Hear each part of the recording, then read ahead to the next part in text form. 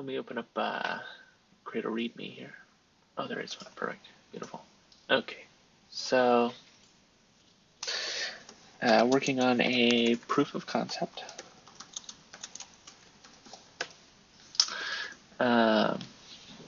For an application with the following characteristics.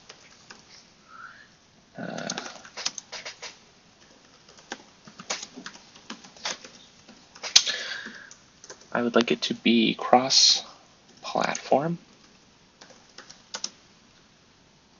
And for this, I mean at least all the heavy hitters. Windows, Mac, Linux, and Android, iOS. Windows,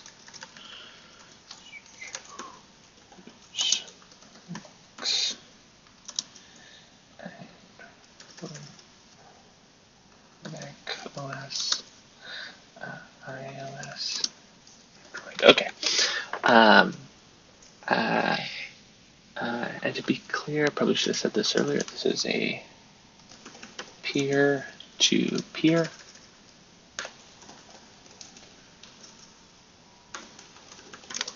messaging application. And specifically, I would like it to be a TOX client. So, just based on my limited research here, right, there's kind of there's quite a few peer-to-peer messaging applications, but the two that seem to really be full-featured and at least have a community around them are TOX and Jammy.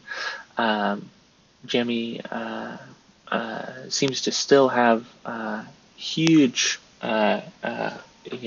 development effort behind it. TOX seems to, I see less and less recent activity on a lot of the TOX repos, but I think it's a very interesting framework, an interesting protocol. So hopefully that does not die and the effort continues, but in any case, I'm choosing TOX for this. I'd like a TOX client for a peer-to-peer messaging application. And then, so I'll put that down here as a requirement. Uses the TOX core library. Now, importantly, the TOX core library I'm using, they've ported it to a few other languages, but it's a C TOX core library, so it's written completely in C. Maybe not completely, but mostly in C, right? So we have this this C library, TOX core, right? And then I want it to be cross-platform. So I've been trying to do some research on what kind of frameworks and application development we could use to have a single repo for this, right? I've been kind of fascinated lately with these application development frameworks that have a single repo that they're using for development on multiple platforms. I think that's very interesting. I think it's very convenient for businesses. I think it's very convenient for projects, for proof of concepts, things like this, right?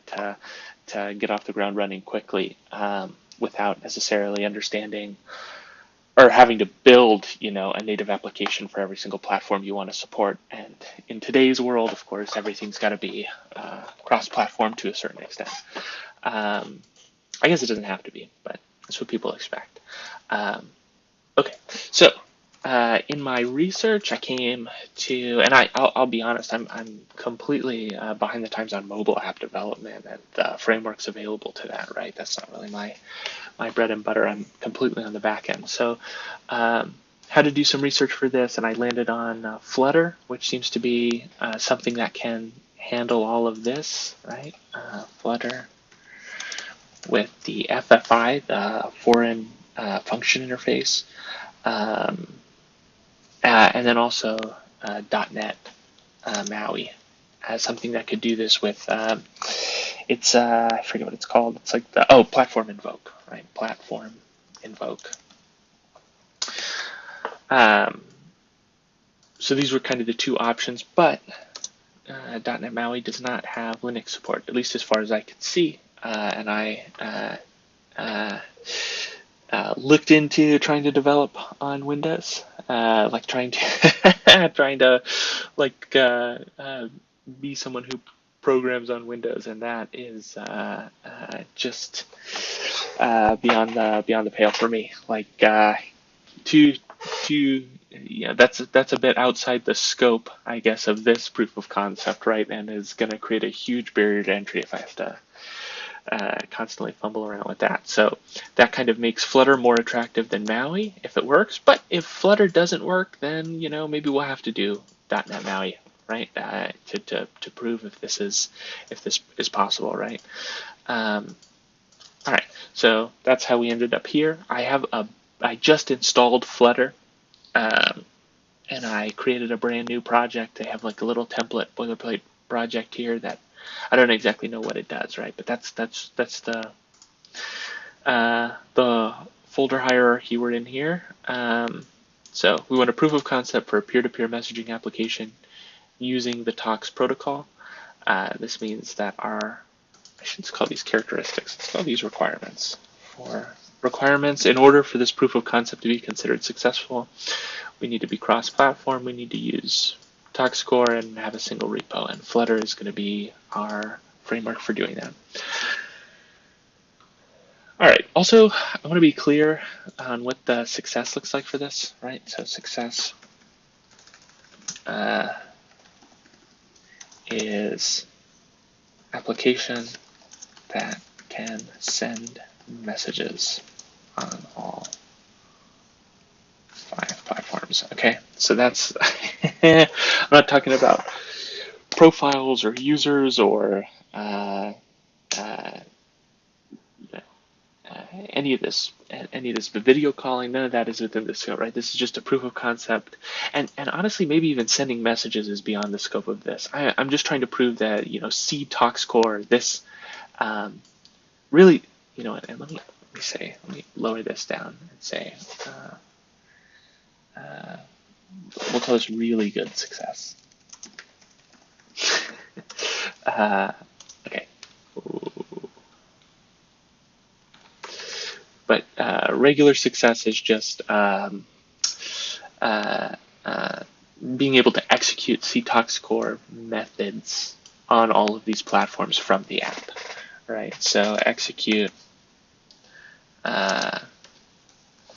TOX APIs from all platforms. Okay, that's really what we're trying to do, right? Just to prove that we can make this existing C TOX library accessible from all of these platforms. All right, so first one we're going to go for is Linux. Now, my understanding so far of FFI from the limited research I've done, right, is this idea that FFI essentially provides a way in the language of Dart, which is the language of Flutter, to import a compiled C dynamic library and then execute, and then somehow, from the Dart, create a wrapper for a C API, and then therefore you're able to execute the C API with very limited limitations. So that's my understanding here. Now it seems like you can go a step further, and you can use these hooks so that at runtime, so that you can actually, instead of shipping your compiled C code at runtime, you can ship your actual C code, not the compiled libraries, but you can ship your C code and then at runtime compile them and execute them, which would be insane, right? The idea that uh, we just need to ship the C. I don't even have to go through the work of compiling it on each repo and creating all this assembly code beforehand. That said, um, I think in order to create these hooks, right? If I've been reading correctly here, um, like you're going to have to understand to a certain extent what the compilation process looks like, and so that you can automate it, right? Like you're going to have to understand the tool chains for each native library, native toolchain C. If you need to compile C sources, you'll also need to package the native toolchain C. Let's see, now, when we say native toolchain C, let me actually confirm that fact that I just said, that you need to. So let's see, sources, asset name, run, input, output, logger, on listen, record. Wait, cbuilder dot library.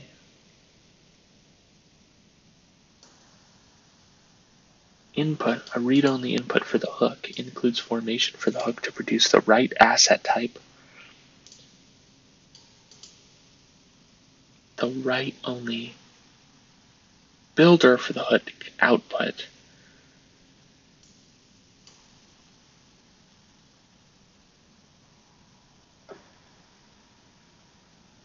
Okay, maybe I'm mistaken. Does cbuilder dynamically derive a tool chain based on the target platform? Whoa. I mean, that would be a game changer if I don't have to compile a bunch of libraries beforehand for this. I think okay. Let's see if maybe we can figure this out a little bit more before we start. Definitely worth figure this. So what is the C library? cbuilder application. Let's see. Is this known in Dart? Let's see. Just get a little more information on how exactly this works. As you can see, I really did just install Flutter. Okay. Use within Embarcadero C++ builder, high performing. Whoa. Okay. Unclear to me. Yeah. All right. C++ builder, common libraries. This is all Embarcadero. Is that what they're talking about here in hooks? I don't think so. Hooks.dart, logging.dart, native C toolchain.dart. Okay, is native C toolchain? Is that where we're importing this from? I probably should have looked that up first. Let's see. Let's do Flutter, Dart, native toolchain C, experimental Dart package. Whoa.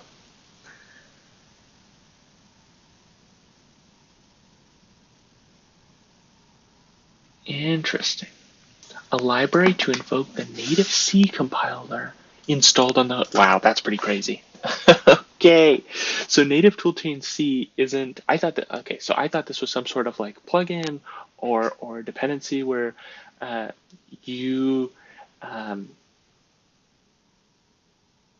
outline or codify what the toolchain looks like for the C compilation on whatever host machine. So you would need to describe every host machine you're going to be on. But it looks like what this is instead is a tool, is some sort of, again, package is probably the proper terminology for Flutter. It is a package that derives all that information for you. And these are all the platforms I need. So that might be enough. Okay, so let's see, with Dart, and what is the difference between Dart and Flutter? Well, then maybe we should. I thought Dart was the language that Flutter uses. Let's see. Does Dart have other uses? Flutter is a UI toolkit or framework that utilizes Dart. Flutter relies entirely on Dart for its functionality. Object-oriented garbage collected language developed by Google. Maybe we shouldn't trust the UI for this, or shouldn't trust the AI for this. All right. Flutter open source SDK for cross-platform app development. Gotcha. Okay, so Dart is simply a language with a ton of packages with information, and then Flutter is a specific UI SDK. Top 4 app development frameworks. A little sidetracked here. What are they saying? Okay.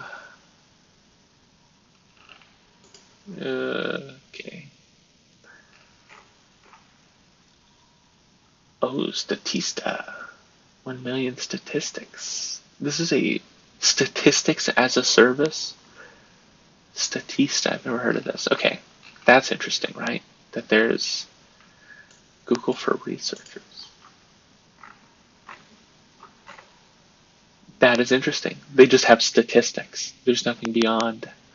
It's not statistics about a particular thing. Oh, they have about it. Yeah, just up, and that's crazy. And it's wow. Isn't that cool?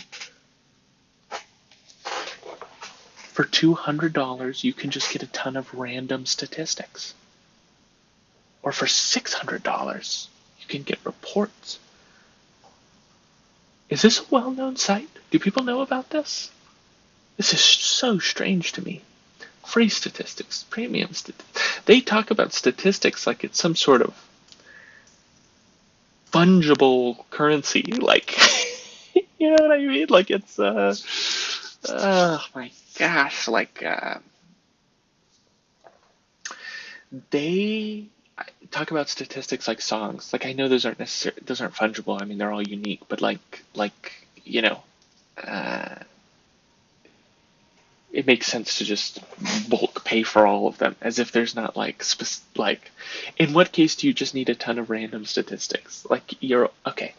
This is huge sidetrack. Might cut that. All right, let's get back into it here. I guess for researchers it makes sense. Yep. So that's probably specifically for researchers, or maybe certain companies that are selling and buying information, probably either related to academia or related to market research on particular markets. Maybe that's probably what it is. Statista probably appeals to a couple specific industries, and though that's where you find people who have acute interest. So it probably looks random, but that's probably how they've built it into a whole service. Is they've targeted specific industries and then gone after them, and it's really just a pricing model. All right. So we are using Flutter, which I guess is more specific than Dart. So it's probably the one we should take. This will add a line like this to your pubspec.yaml. Alternatively, your editor might support Dart pub-get or Flutter pub-get. Okay, and now in your Dart code, we can import this native toolchain C. Oh man, I wonder if it'll work. Let's try it. Let's take a stab at this. So down here, I'm gonna do Flutter pub add native toolchain. Expected to find project root. Oh no, I switched projects a moment ago. Okay.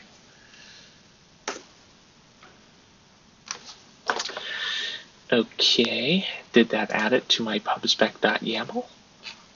There it is. Look at that, native toolchain C added. All right, that was simple, very simple. Kind of nervous about just adding on dependencies without further research, but it's a POC. Okay, moving quickly, or maybe not quickly, but quick. All right.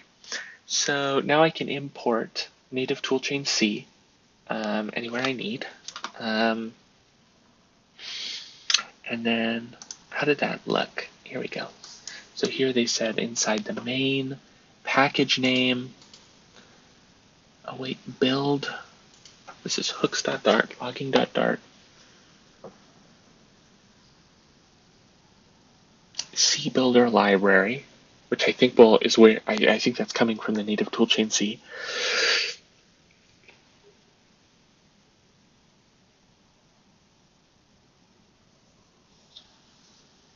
Okay, input output. All right, let's copy this. This looks to be doing exactly what we want. I'm not going to pretend to revise and refactor this. That's beyond the scope here. But we needed that hooks folder, right? Hooks. Oh, did not mean to put that in there. And then what was that? Application hooks build.dart. Okay.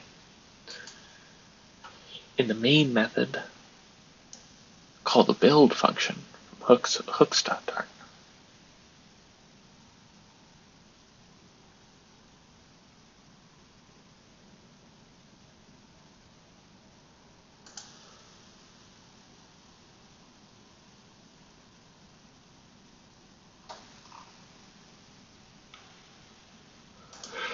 All right.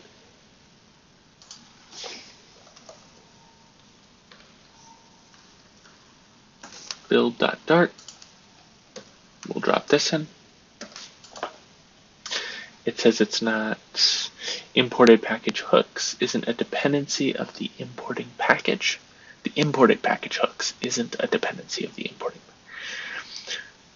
And then try dependency logging. Okay, so I haven't added hooks or logging to my pubspec.yaml.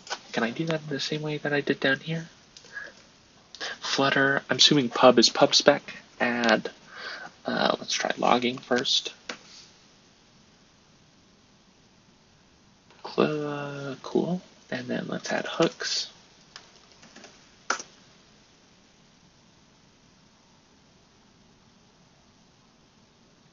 Wow, that was simple. All right, so now we have build.dart here, and apparently this is going to don't invoke print in production code. We're not in production, baby. All right. Okay. And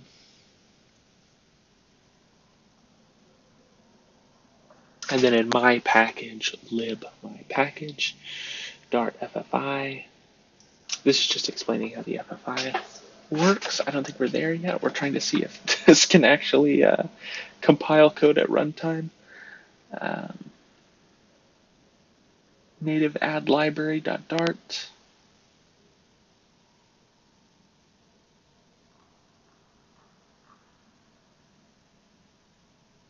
Okay.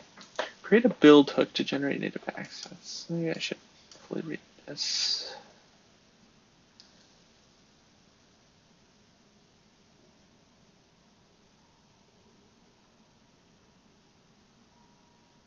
Use the appropriate toolchain. Okay. Then when we actually call input output, what is happening here? We're saying we have a main function which is asynchronous. Okay, and then we await build. The build method takes our package name, asset name is package name, which must be some attribute of input, .dart, sources,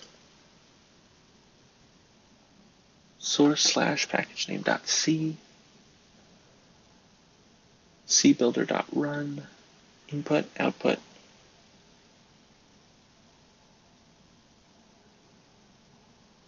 Okay.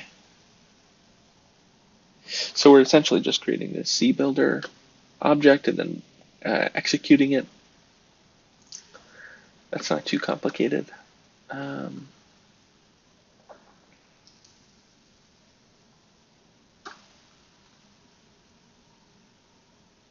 Automatically bundled.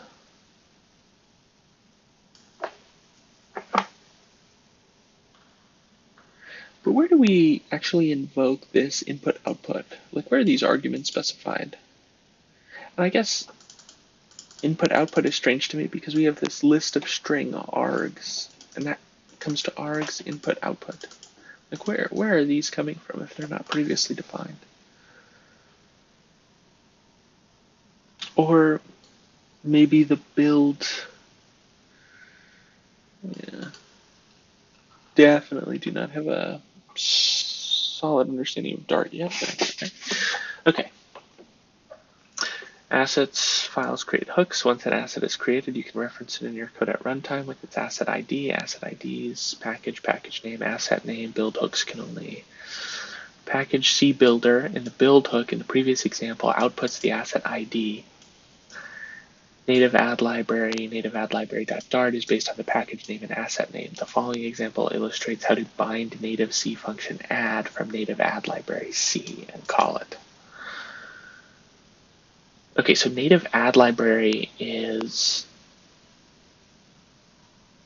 part of actually calling or invoking the native functions, right? So invoking our C function, but this is all we apparently need to build and generate native assets.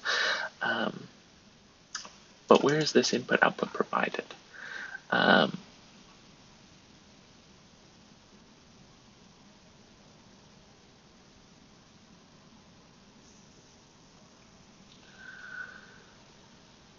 Okay.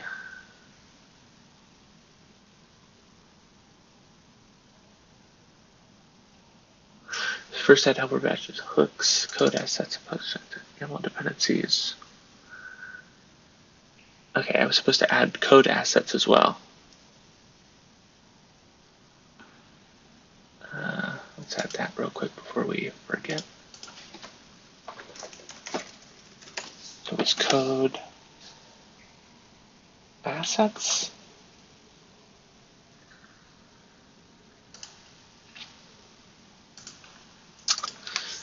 Underscore assets.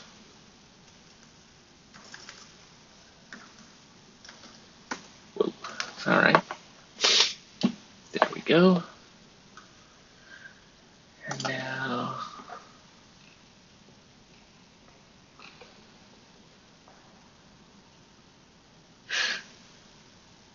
Dart code of a package build.dart script similar to the following.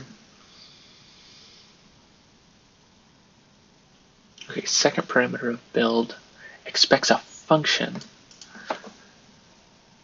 that it will pass two arguments to.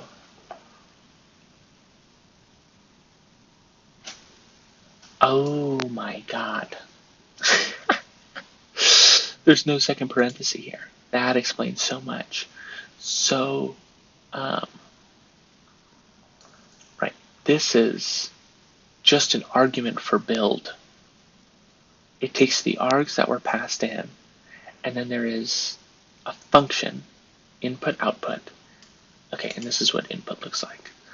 Okay, so we're passing a function into build, and that function we also need to pass our inputs into. Okay, read-only input for the hook includes information for the hook to produce the write. For details, see the build input class. All right, we're definitely going to need that. And then output, the write-only builder for the hook output. Okay, see what build output builder class looks like too. Okay, those two we're going to have to look at. Okay.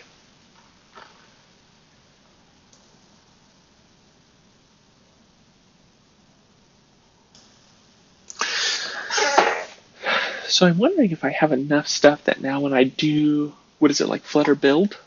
If I do Flutter build, it'll automatically execute this code.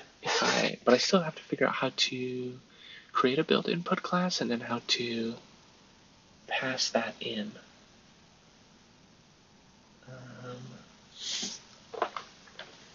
From a given JSON. Ooh, okay. Assets, build input assets. The assets emitted by hook build.dart of direct dependencies to build hook. Config, build config. These are the properties that are in here. Assets, config, hashcode, JSON, metadata, output directory. The package name, that was one that we needed. Okay.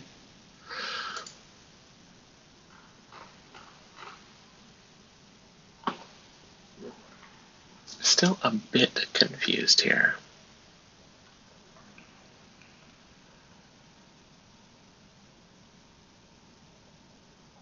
As to how input and output get to this if build is already called.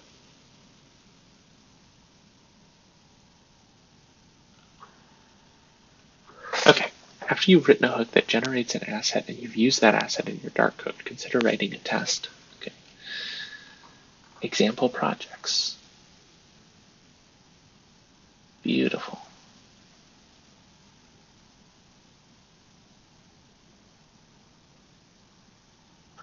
Builds 3 native libraries, 2 of which are dynamically linked to each other. Excellent.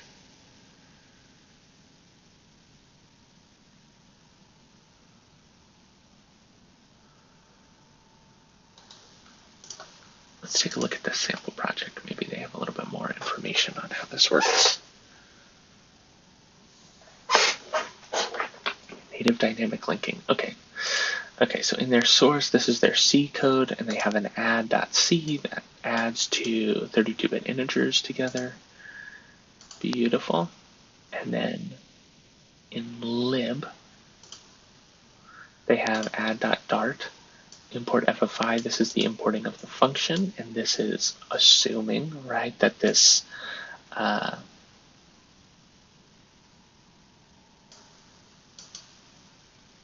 this is auto-generated by ff5gen, I'm assuming, generator.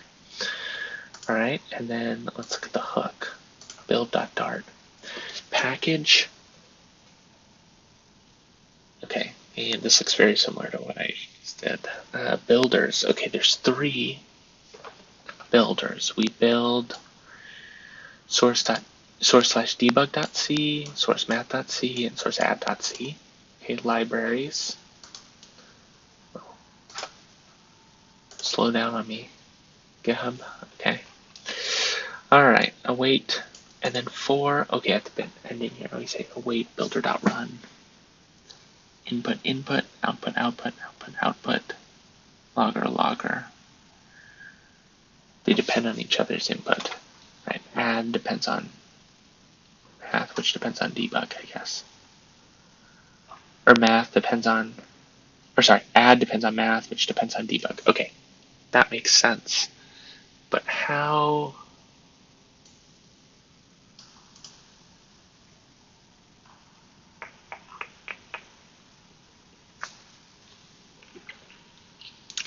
How is this input supplied? So maybe it's back here a little bit more. Are there any assets or test YAML pubspec hook? Is there anything else in the lib? No. Anything else in source? No. Anything else in hook?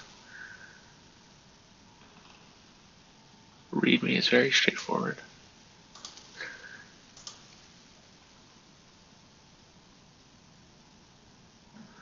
Invoke native function, skip. Platform is Mac OS or is Windows, and environment GitHub Actions is not equal to null. Expect add 241842.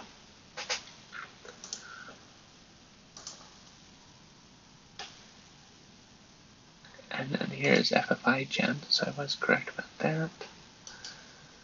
And this pubspec.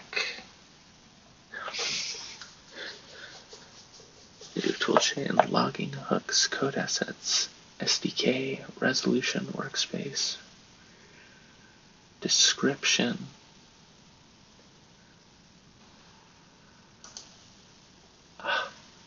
So strange. Okay, let's go back into the hook. Okay, so here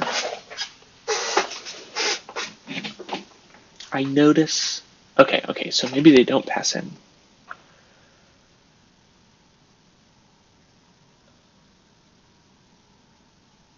some sort of JSON here for build input or build out or output. Notice they don't actually rely on input here except for in final builders. Okay. The builders aren't relying on that at all, right? The name, the asset name, and the sources are not coming from the input, like in this example here, right? Package name is not coming from the input package name. Neither are the sources. Like these are all kind of dynamically derived based on the input, the build input object. But in this example, I mean, the input is useless except at the very end.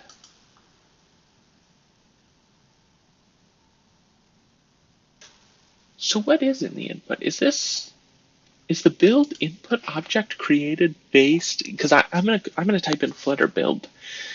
Is this going to be auto-generated by Flutter? It's like information such as like my current Flutter configuration or assets like that, or the name of my package.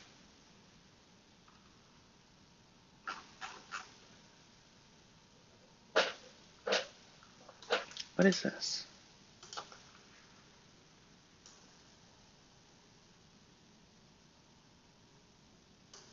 It's build. Okay, the build function. Here we go.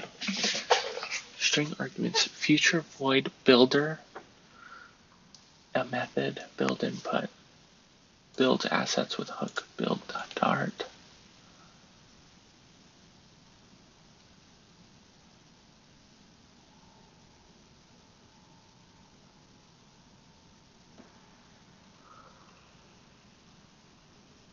Input.packagename, packagename.dart, source packagename.c.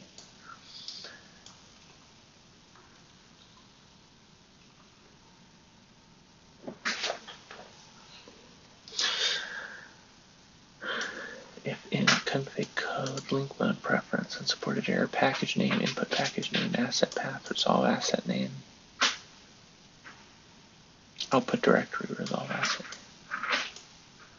add dependencies, asset source path.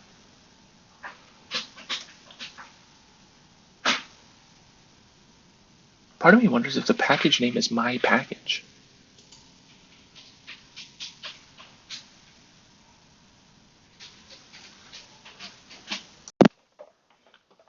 All right.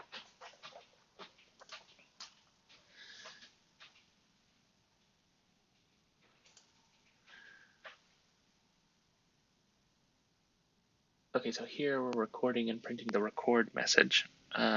Is it okay for me to also print the input somewhere in here? Obviously, we have print statements available to us in Dart. All right, let's add a print statement. Now, see, these are all technically, this is a method, even though it's a parameter of another method. So the same way we're defining final here, we should be able to just print out what input is. Hopefully it's accessible at this point in the code. Let's see. Can I print? Oh, it must be because input.package is there. It looks like they end lines with semicolons. All right, there we go. I can print input. And then it looks like it's looking for a source, an asset name, and a name. We can also use this run to test out our application. So let's make a new, let's do make dir source, and then cd into source, and then let's clone toxcore into here.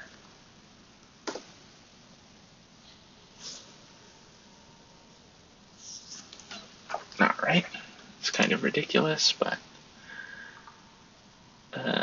that's another thing. They're compiling like one individual file. The plan here is to like really compile like a whole repository here, right? changes. And, yeah.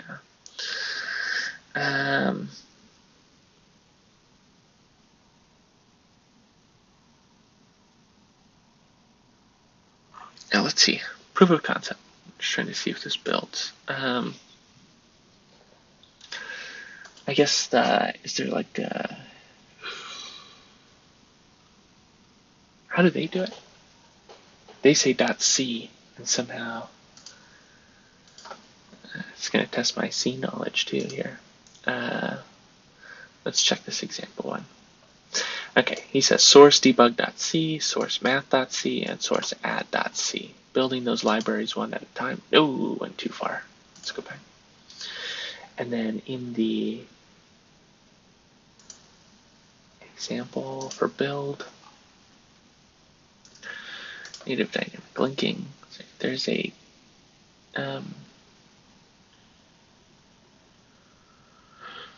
inside the source. Yeah.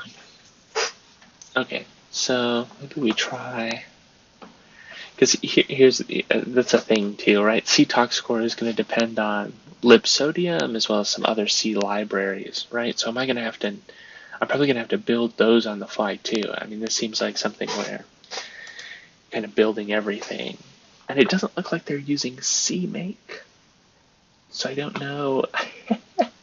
I mean, this is like a tool chain to build one specific C file.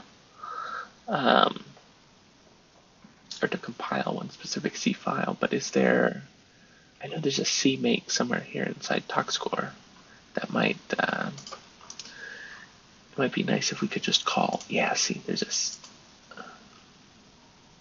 there a .CMake somewhere in here? CMake lists, CMake presets.json. I thought there was maybe I don't fully understand the CMake of it all, but I still would feel much more comfortable doing that than doing all of this business. C builder run. Okay, but this is the asset name that we're trying to create. This is the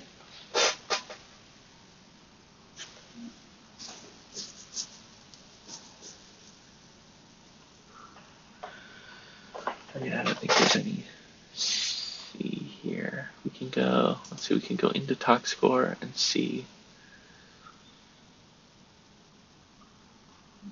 is there a main file here called like TalkScore or something like that? talksapi.c. talks.h. Yeah. Oh, is there a talks.c? There is. Look at that. All right.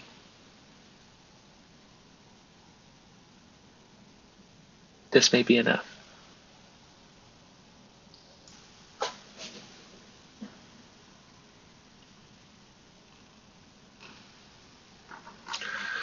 Let's see what happens. Let's plug this in. Source, or a bit deeper than just source here. This is source C TalkScore. TalkScore talks.c. Package name, we'll call it talks.dart. This and name talks. All right. And then let's do flutter.run and see what. Oh. Let's do flutter.run and see what goes on. So we're going to learn, just to be clear here, we're going to see what in the world happens when we try and run this on an actual C file without populating all the dependencies. And then we're also going to see what the output of this input is. And you know what, saying it out loud, I think it makes sense to kind of reverse these so we can at least see the input before whatever failure happens here. Okay. Let's go back out and then try Flutter run. Okay, it's downloading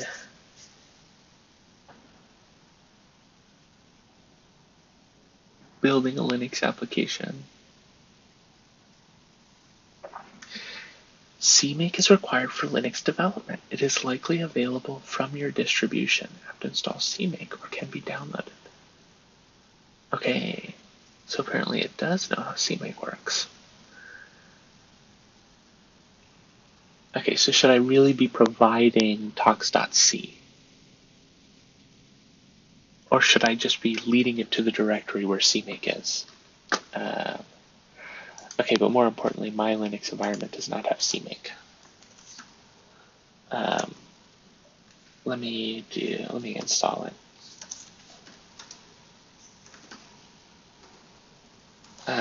I think this introduces another question though, which is like,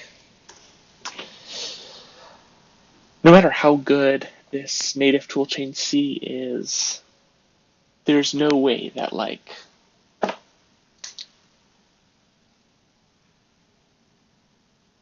this can run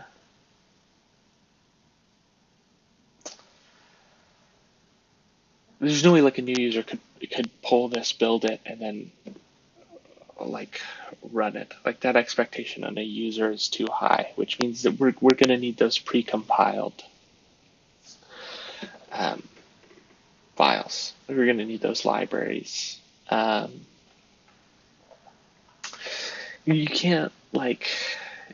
It seems like the toolchain is an interesting way of like if I was actually building an application in C, then this would be a cool way to attach the compilation of my work in C to the compilation of my larger Flutter project.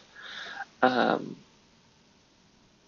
but that's not really what I'm trying to do. I'm not going to be doing any work in C. I'm not going to be updating these. So I could really just build the C code once and then have it be, an executable. So I think we've gone a bit too far down this rabbit hole, and I don't think it's going to solve our specific problem. Hey, did I get to see what was in the input though? That was an interesting question. Oh no, we didn't get past. We didn't get that far. Okay, let's try. I installed it, so hopefully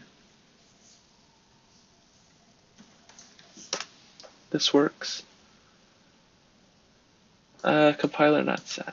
Yeah, so all right, let's not go down this rabbit hole any further. I think we're getting too far off the track here. So let's clean up what I've done so far, this nonsense, and then let's try and build a binary and incorporate it. Let's just focus on building the binary right now. So I'm going to delete this C. Let's move that to trash. Same thing with this source directory. Can add that back in later if we need it. Same thing with hooks. Let's delete that. And then what was all that pub stuff I did? I did flutter pub add. Let's see, is there a remove?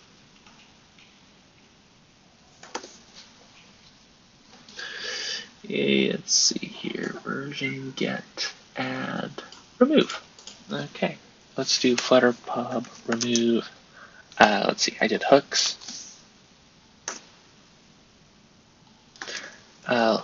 Okay, logging we should probably leave in. That just seems like the right way to do it. Let's remove native toolchain C.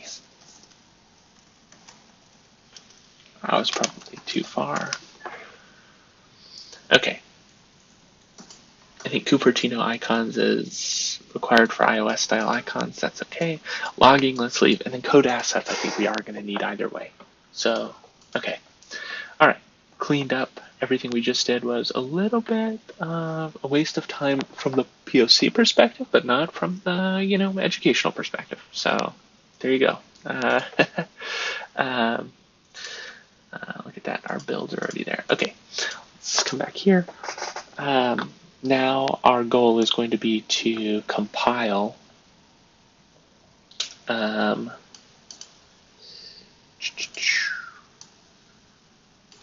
C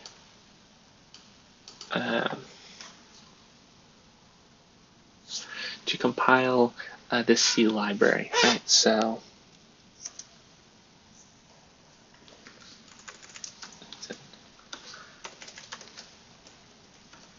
okay.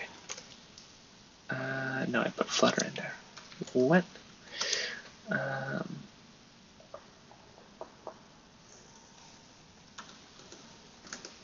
There we go. All right. So we have CTalk score here. Let's see how they suggest we build talk score directly, and then this should give us a .so file, and we can use that to hopefully test out our application on Linux. All right, let's see. Make file. Is there like install directions? There we go. Installation. We are Unix like, oh, they have pre-built binaries. Get out of town.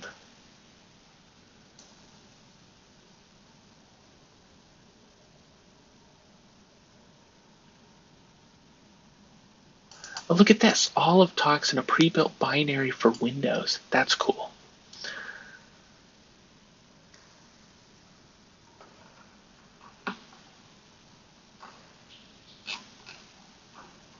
And then for Linux. Oh, this is not the I misread that. This is not the pre-built binary. This is the end of, this is like the final output of compiling on Windows. Okay. Talk score packaged by at least the following distributions: Arch, Fedora, Slackware. Okay. Other distributions might package it too. Okay, so these are Linux distributions that already have pre-built binaries. That's cool. Also not what we are trying to do though. Let's go a little further here. Okay. Assuming all requirements are met, just run this for Unix-like. Make dir, build, cmake, and then make install. Okay, this is somewhat straightforward. Okay, let's try it. See what we get.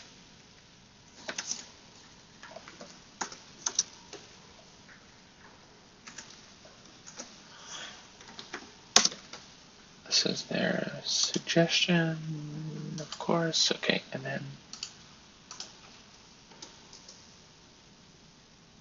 right. So this is what we got when we tried to build earlier with cmake. No cmake compiler could be found.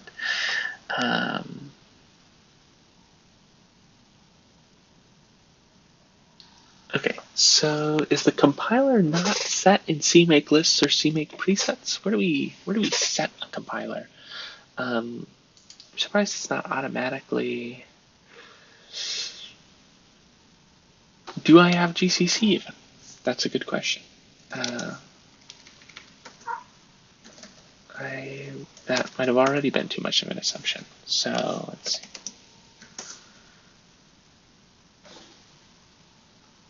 Okay, so yes, sorry. All right, so we do have GCC.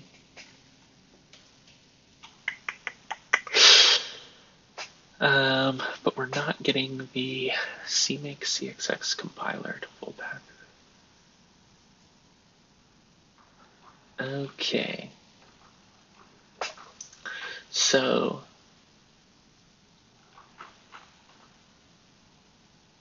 okay, this is going to be a bit, right?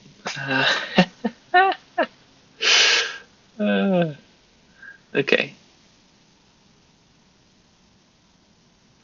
So GCC creates a compiler. So I need to create a compiler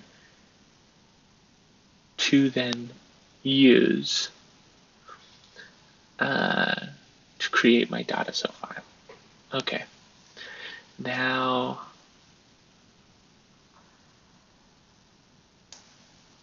is there not a way to just create a default here? Or no, GCC, compile and assemble. No, is this the compiler already? Okay, let me actually, let's not think too hard here and just say,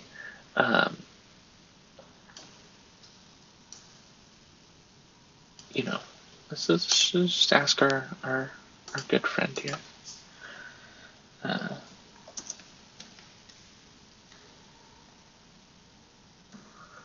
Did I not copy that well enough? Oh, of course not. It's going to be, there we go. There we go. All right. That should already be on there then, I think. Wait.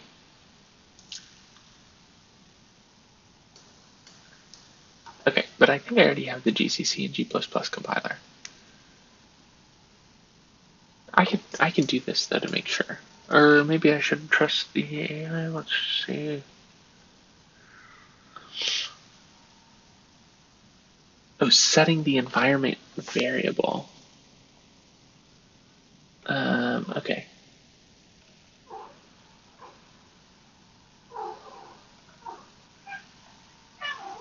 So maybe I should say Ubuntu. Or Debian. Okay. Not configured in the system's path. Okay, build essential. Okay, so let's just try the build essential solution here real quick. See if that is enough. Okay, I did not have it. There you go. Hopefully this manually sets those, or automatically sets those environment variables. But I'm not sure. Let's come back to here. Okay. Let's close this and start a new, just in case, and then cd those projects. Ctalk score cd build, and then it was cmake ... Okay, a little further. All right, we got through there. Detecting compiler info. Supported C++ filters. Could not find package config. Do we have package config? Is it? It might actually be as simple as install package config. I think it's just PG. I think it's just like that, right?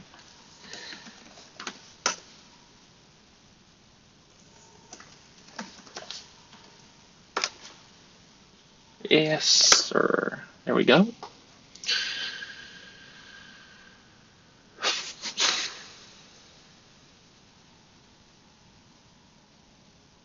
All right. Let's create a new one. There we go. Look at that. That was impressive. We got even further. Okay. Checking for one of the modules, libsodium, opus.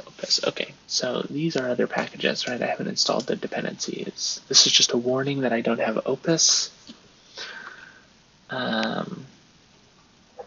Warning that I don't have VPX. Opus and VPX not found. Libconfig missing. I didn't realize that was a dependency.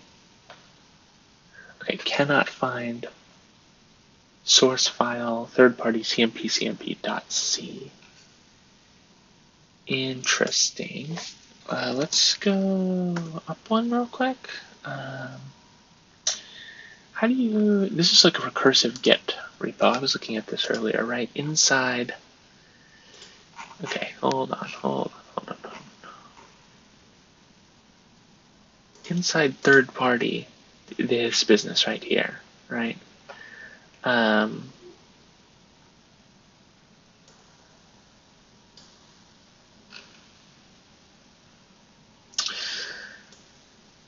You must also ensure, okay, this is for Windows host, but we see here, right, there's some other things that are required.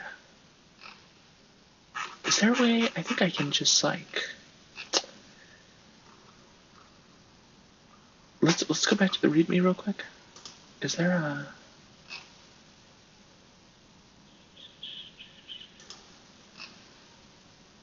there's something about like a recursive install or something like that in Git.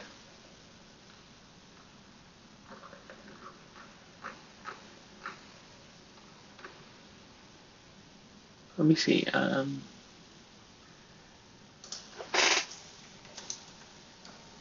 Or recursive clone, I should say, in call. Recursive submodules. There we go. Recursive. Submodule update recursive. There we go.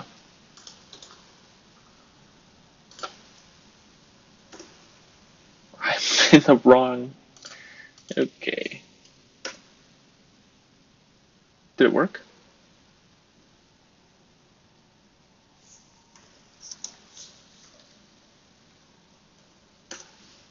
No, there's nothing in here.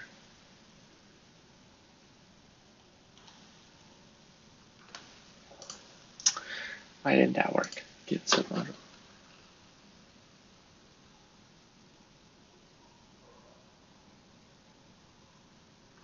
What are all of these? If you pass recurse submodules to the git clone command. Recurse submodules.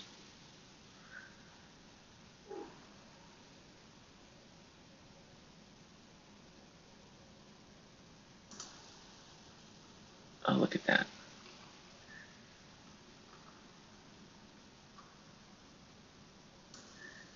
I have an uninitialized submodule. That's got to be what it is. I have an uninitialized submodule. So do not. There we go. Cloning SM. There we go. Checked it out. Okay. That was good. Now let's go here. Oh, build files written. Wow. Okay.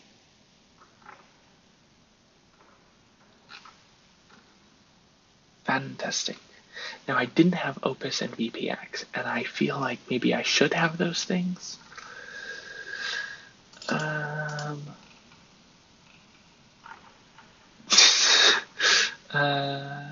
wonder if I can just install them via the package manager. That might be the easiest way. Okay.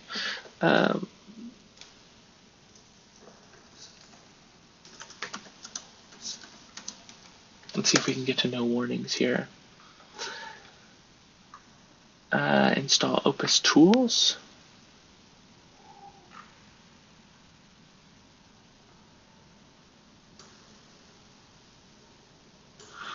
It's just a package here.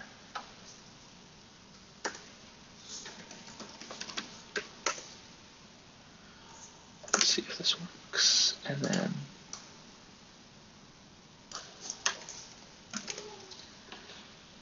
VPX tools. libvpx, there we go. Ooh, libvpx, deb. Yeah, if we want to compile applications that use libvpx. Let's get this one. Beautiful. Okay, now if I do see that. Okay, but we still didn't find Opus. By not providing find Opus CMake and CMake module path, this project could not find Opus. So maybe I didn't get the right Opus there. Hold on, can we go back? Lib Opus dev. Okay.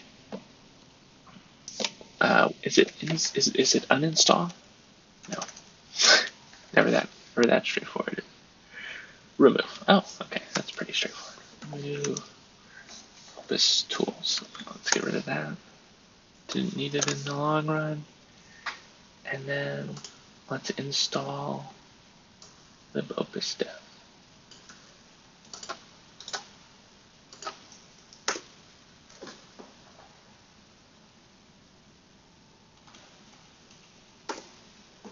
No warnings. Beautiful. Build files written. Okay. Now we move on to the next step, which was make. All right. We're gonna. It was. Let's go back into this. It was make and then make install. Let's try make. We don't have sodium. Is it libsodium, Def? Is that a fair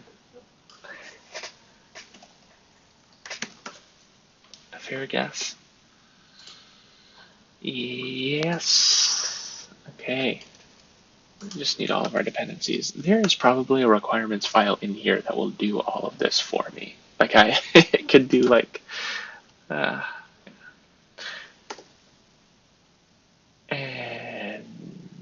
there she goes.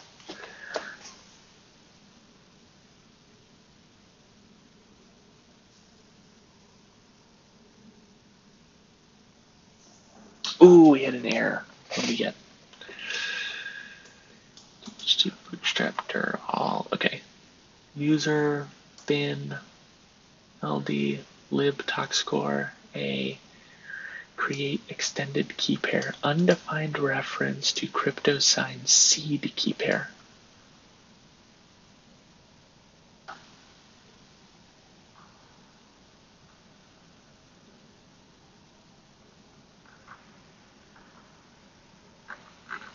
Interesting.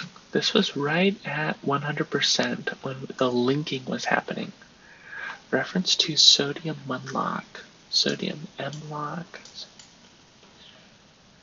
Interesting.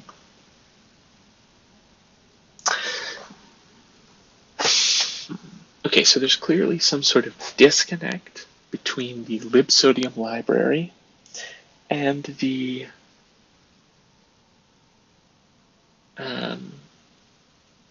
tocscore library. It looks like tocscore is referencing functions that do not exist in libsodium. Or exist, but they're slightly different, right? These undefined references. Okay. Undefined reference to sodium in it. That looks very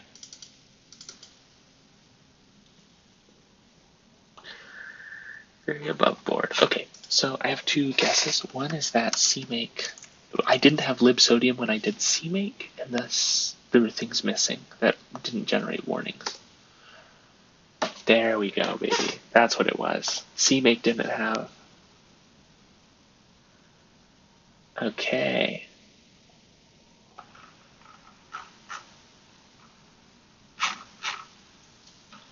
Okay, that worked. That was make, and now what's the next one? Was it make install? I think that's what it's always. Make install. Okay. Whoa.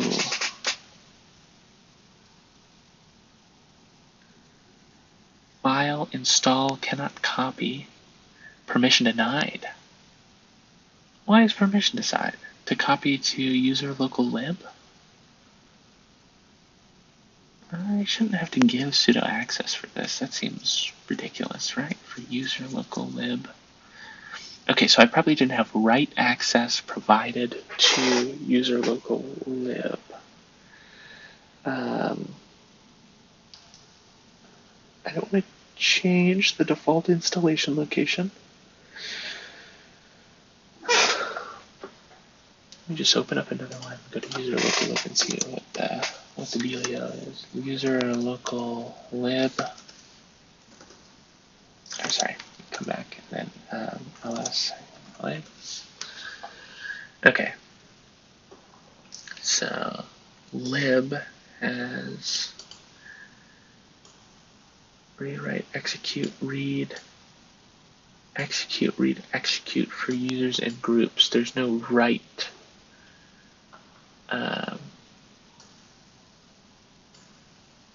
So do you have to be sudo to write to there, I guess? But then after you write it, I guess it'll be executable by other people.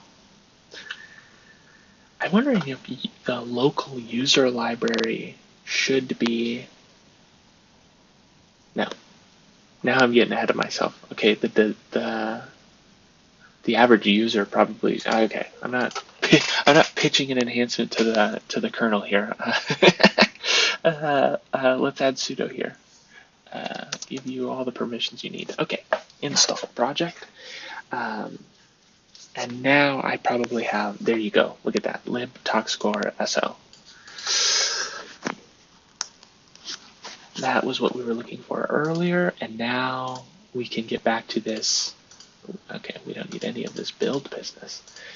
We get back into, we don't even need the native tool chain. What we need is this add C library business. Dart FFI.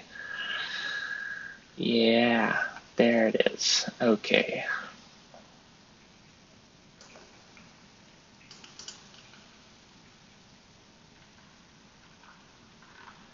Whoa. I like how Dart has these like overwritten types of C types.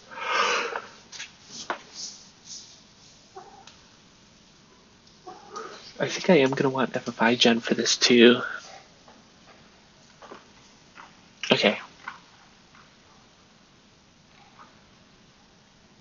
See, I'm not actually sure if I even need a code asset now. It's not really code that I'm adding in as an asset. Let me come back into here. The same way I removed those other ones, let's remove code asset until we know we need it. I just don't want to forget and then have all this. That's how these repos get randomly bulky, is you have a bunch of random stuff that you don't use. Okay, all right. I think we're well on our way. We spent a good deal of this session trying to figure out if we needed to use that native toolchain to compile code at runtime, but that doesn't really fit our use case, at least. Not in the current development strategy, not for this POC. So now we're just trying to create some compiled binaries that we can execute directly from the code. The first stab here is with Linux, just because that's a system I'm already on, so it was easy to, pretty quick to compile that code, and now we have our binary. We should be able to add it as an asset into this Flutter repo, and then call it using FFI, using that foreign function interface. I'll save that for next time.